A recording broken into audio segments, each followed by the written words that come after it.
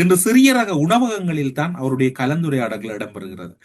ஸ்ரீலங்கா பொதுஜன பெரமுனவின் பொதுச் செயலாளர் கூட அங்கு சென்றிருக்கின்றார். அவர்களை பொறுத்தவரையில் விமான நிலையத்திலும் கூட பெரிய அளவிலான வரவேற்பு இருக்கவில்லை.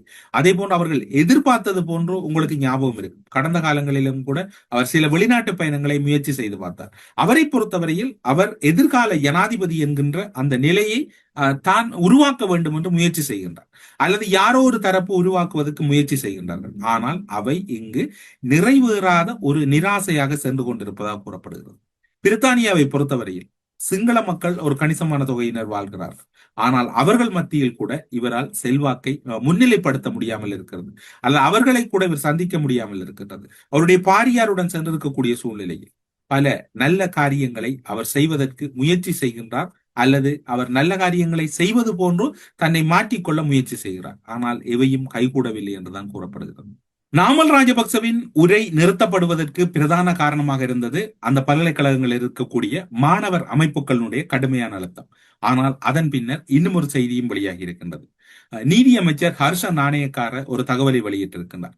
லண்டனுக்கு விஜயம் செய்த நாமல் ராஜபக்சவின் உரைகள் அடுத்தடுத்து ரத்து செய்யப்பட்டமையானது கடந்த காலங்களில் ராஜபக்ச குடும்பத்தினர் முன்னெடுத்த அரசியலுக்கு சர்வதேச ரீதியாக கிடைத்திருக்கக்கூடிய பதிலடி என்றுதான் தனக்கு எண்ண தோன்றுகிறது.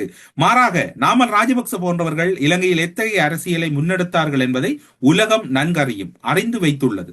சர்வதேச சமூகம் இப்போது மிகவும் விழிப்புடனும் இருக்கின்றது. அதன் விளைவாகவே கேம்பிரிட்ஜ் மற்றும் ஆக்ஸ்போர்ட் போன்ற புகழ்பெற்ற பல்கலைக்கழகங்களில் அவருக்கு இடமளிக்க மறுத்துள்ளன. ராஜபக்சக்களின் ஆட்சியில் ஜனநாயகம், மனித உரிமைகள் கையாளப்பட்ட விதம் குறித்து சர்வதேச மாணவர்கள் மற்றும் சிவில் சமூகத்தின் மத்தியில் பாரிய விரக்தி நிலவிக் கொண்டிருக்கின்றது.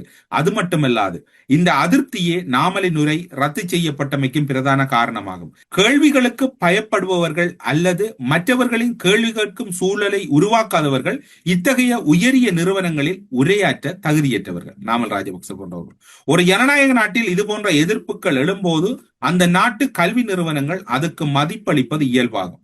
லண்டன் பல்கலைக்கழக மாணவர்கள் தமது பாதுகாப்பு மற்றும் சுதந்திரமான விவாதம் குறித்து கவலை தெரிவித்து முற்றிலும் நியாயமானது. கடந்த கால கசப்பான அனுபவங்களே இத்தகைய போராட்டங்களுக்கு அடிப்படையான காரணமாகும்.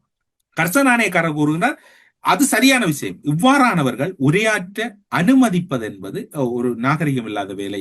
அவர்களை அனுமதிக்காமல் அந்த மாணவர் அமைப்புகள் எடுத்த முயற்சி நல்லது என்று அவர் கூறுகிறார்.